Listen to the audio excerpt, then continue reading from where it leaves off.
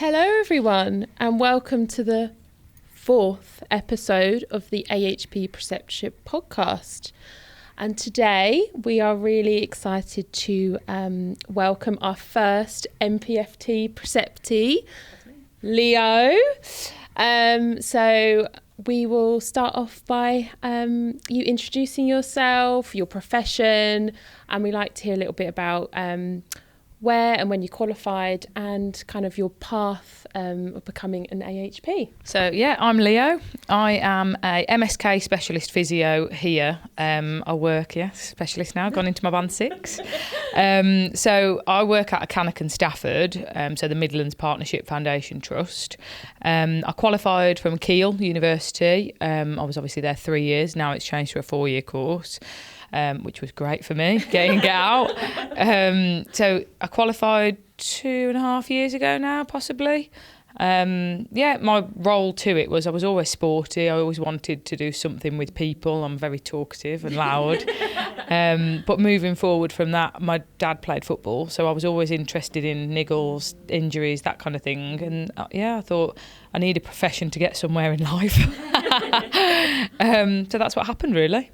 Fab. And just because we know you a little bit, your sister is also a podiatrist. So my sister's 18 months older than me, although we get mistaken as twins all the time. I've got curly hair, she's got straight. That's the only difference. And I've got the better bits of my mum and dad, to be fair. But so she become a podiatrist, and I think us both going into these key AHP roles, we can help each other. She definitely helped me through university because I was more hands-on. I wasn't very academic in that sense of the writing skills, where she was. So we linked really well.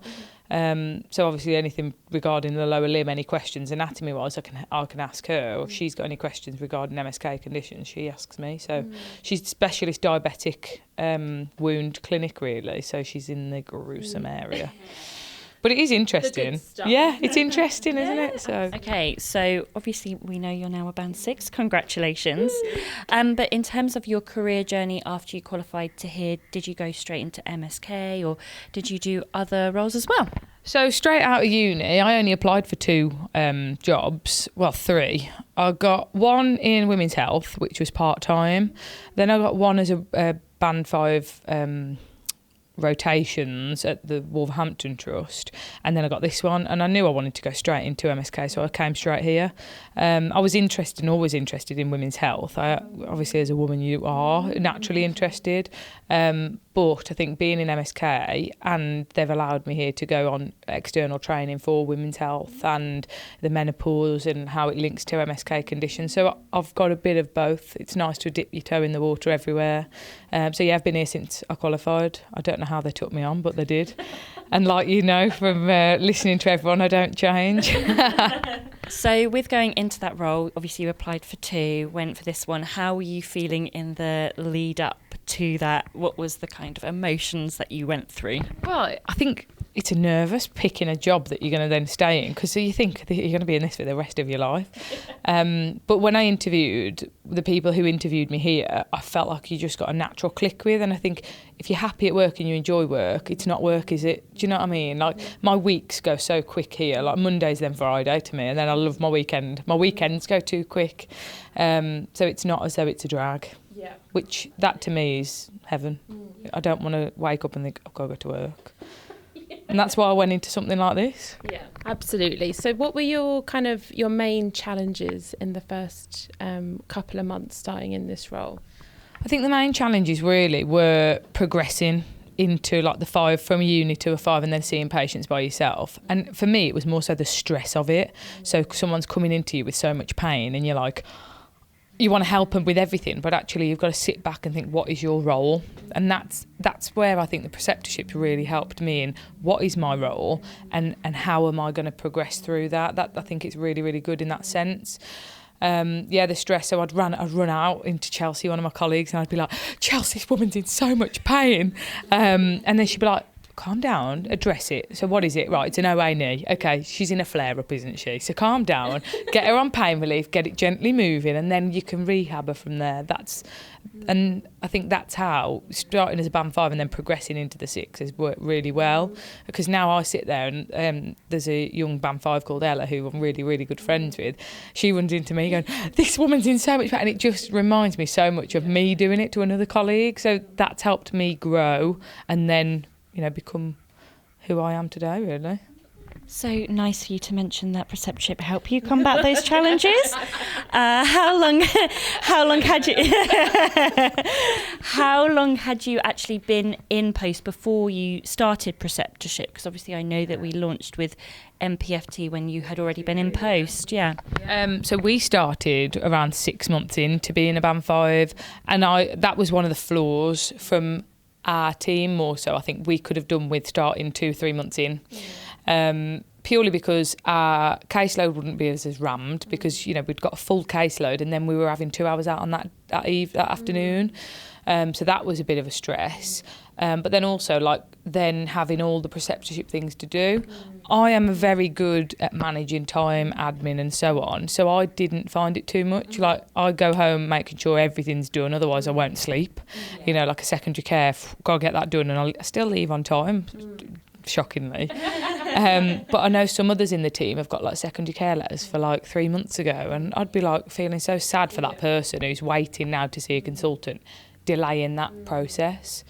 We waited 6 months and then started it. So I think the new band 5s coming through, they have took on board what the ones who have done it have said, and moving it forward to an earlier start, which is fab. Absolutely. So it's nice when you see those that are have done it and now helping support and kind of streamline that process for those that are going to be doing it when they first start. So that's what we love to see. And obviously where we do start with trusts, where band 5s are a little bit further along, it is that kind of the teething problems and kind of getting those things sorted. So really happy to hear that you're now kind of helping that process for future. But in terms of preceptorship, do you feel, you've touched on it a little bit, but how do you feel it supported you in your post, and what do you feel the main benefits to you were? I think obviously all the different brackets of preceptorship, there's obviously 12 months of different things and they all link, which is fab. If they didn't link, I'd be a bit, okay, how's it going to help? But because the personality, looking at how do AHPs present, what's uniform, going straight back to the second one we did, that all links in now. Walking down the corridor and I'm looking at other AHPs and I'm thinking, oh, okay, I know their role now. Because you don't when you first start, unless you've looked into it, which most people don't. They turn up rock a day first, I go, what am I doing? If you're anything like me, dive straight in with 2 feet. But it's really helped. It's really linked in well. I think doing all the challenges, working with you guys, having the support of other people within the team, even though they don't know what the preceptorship is, you explain it to them and they're like, oh, that's quite good. This is how I could help you then. And that's where that links really well with the team. And so obviously we're aware that you're an MSK Physio, and we're also aware that that's a really fast-paced working environment. You've already said that you're really good with your time management and you like to go with your to-do list pretty much complete. How did you manage kind of factoring in preceptorship time, getting the admin element of preceptorship done along with that fast-paced working environment and not letting either kind of slip? So I think I was quite lucky really. We've in this trust now created something called the Dial Clinic. So the Dial Clinic once a week, except for a third every week, that's a bit tricky. So for example, say every Tuesday afternoon I have a virtual clinic now. So people are ringing in on my number if I've left them on what we call a patient initiated follow-up, and they're like, okay, go away a couple of months, work on it, and then ring me when you've completed this task. Or have you got on pain relief? Now ring me and let's see where we go. So it's busy, but I'm not as busy as I am in clinic. So I've got 15 minutes there where I can chip away at a task of the preceptorship. So that helped me massively. But then also, on lunchtimes and things, I'd go for my walk, I'd have my dinner, and then I'd have 5 minutes of just, right, okay, have I done that? I printed everything off and ticked it off as I went, because I'm quite visual, and I like to make sure everything's wrote down and seen visibly. So I know I've done that one, I'm on to the next. I did it in task order rather than jumping And that's just, I think it's logical. I think that's how I work as a person in life and in work. I like routine. Yeah, and everyone kind of gets their own little way with it. And it's nice that you, because you're so good with your time management, you can slot it into, 5 minutes here, 5 minutes there. But we know some preceptees, they kind of prefer that block, don't they, where they can really sit down and focus. So, yeah, everyone's kind of got their own little way with it. But for them too. Yeah, exactly. Yeah, that's why we're so flexible with our approach as well, because we can give advice on what we feel would be good for them and how they can complete it. But ultimately, you've got to find your own little way, haven't you? And again, obviously, with being an MSK Physio, there's really great structure for you in terms of your training. You get loads of in-house support in terms of like your clinical skills, and it's so lovely to hear that you're being supported in terms of your interests and doing further training with that. And you can really bring that back to the team, can't you, and look to set up new things and bits and bobs. So how do you feel kind of with preceptorship alongside of that? Do you feel that it taught you different kind of skills, and do you feel they kind of worked really nicely together? And what were the main differences? Like you say, I don't think there was many differences. I think it all worked hand in hand. So again, once a month on a Tuesday morning, we have our skills learning, so PWBL. It's only just gone face-to-face the last 3 months, so it could have worked probably better if it was face-to-face and then the preceptorship was virtual, rather than having the virtual and then the virtual, because that was tough, purely to sit through. Itchy feet, wanting to get up and get moving. But yeah, I think everything linked really, really well of what we learn, because you were talking, we learned a lot with you about expressing how between team members. So when I did my training on menopause, I then did a PWBL myself of sharing a PowerPoint of what I'd learned. So that, to me, to stand up in people, wouldn't be too worrying for me, because I'll just stand up and talk.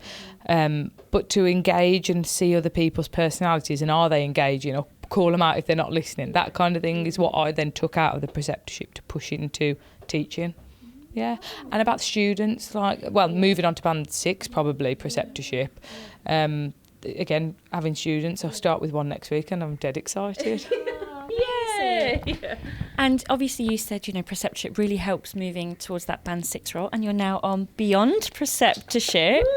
How are you feeling that that's helping you with that kind of next transition from band 5 to band 6, and, as you say, getting a student and all of the other exciting things that come with being a band 6? So obviously the last 2 preceptorships have been about students and knowing how you learn, how they learn, how can you, for example, I had an introvert and I'm an extrovert. How am I going to adapt my way to help them? So that was really good. And the tools you've given me to save on my laptop and then, could share to them. First day, fill this in for me. I go away on that night, look at it and think, okay, so that's how she wants or he wants to learn. Or them. And then you can go from there. I think it's really, really helped moving into the band 6 role, definitely for the student wise. But then also, as in the transition from a 5 to a 6, how to keep calm and composed. It's that supporting others as well, isn't it? Like with the students, but then also now the band 5s, you were saying. So it's great to hear that one preceptorship's helped you, but now Beyond Preceptorship is also aiding you. So you're our real champion, Leo. You're championing preceptorship for us. So I guess kind of starting to round things up, kind of what are your top tips for anyone starting in their first post, and also anyone that's starting with the preceptorship programme? Because we know initially when you see that process, it can look very overwhelming. Yes. Well, yeah. You open that page and you think there's a lot of things on there, like 6 months, 3 months, 12 months. You think, how am I going to fill all that in? Well, it depends on how you are as a learning style, I think, or getting things done. I am very visual and I'm very logical. So if you write things down and tick them off, you can't go wrong. You can save them to your laptop, you could print them off, depends how you are. I think start them from the get-go, otherwise you will fall behind, and you don't want to fall behind because you've got enough going on as it is. So just keep up to date with it. It's going to take, even if you have to do it on an evening, stay half an hour later, get it done, and then it's one less thing to stress about. That's my top tip. Get it done. Get it in, get it out. So I suppose that brings us to, would you recommend preceptorship to newly qualified AHPs? Yeah, I definitely recommend it. First off the bat, as soon as you get into the job, essentially, job role, if they haven't got it within your service, promote it. And you could take that as like a service development to your manager. That's just going to give you gold star brownie points, which is fab. And again, gives you confidence. You've got support. I know, I've emailed you lots of times away from the preceptorship, even if it's about weddings in Devon. But it's just you become friends as well as it's nice. Fab. So kind of. That's all of our questions. Is there anything else you'd want to add to your podcast? Is there anything that you would want to shine a light on, or any lasting words, basically? No, just the cake I had. No, I want to say thank you to you guys, really, and everyone that does watch this, do take note of things, because these two have obviously gone through a lot more in life than I have just yet. But you're an aspiration. You look at you and think, right, well, this is where you are now, and you started where I was, what I am here. So you don't have to go into clinical. There are then ways of moving out of clinical to progressing anyway, and just the help you give, really supported. Thank you. Thanks, Leo. Thanks. Yeah, I suppose the kind of the things from us are, how you were also saying it's nice to have like people that you aspire to be. Lovely that it's us. Thank you. But it's really nice when you have people that you can aspire to be in your career, and preceptorship can really help with that, whether it be in your team or external, in the wider MDT. So, think about that. But also with Beyond Preceptorship, how you were saying there are other roles out there other than clinical, and you can explore that in preceptorship and beyond preceptorship as well. So thank you. And it's been really lovely talking to you today. Obviously, as you said, we catch up anyway. That's another great thing about preceptorship. You become part of a community, a wider community as well, and get so many networks. Thanks for talking to us today. Would you like to add anything, Felicity? The only thing is, if there's anyone listening from MPFT, Leo has obviously lived and breathed this programme. I'm sure you're more than happy to help anyone else kind of through the process, and eventually you will become a preceptor, Leo. You can't get rid of us. Yeah, I'd love that. Put it on me. I'll take on another thing with my armour on. You're our champion, Leo. But that's us today. So I hope you've enjoyed listening. And of course, reach out to us if you have any questions. And a huge thank you to our wonderful Leo. Thank you. Yay! Bye. Over and out.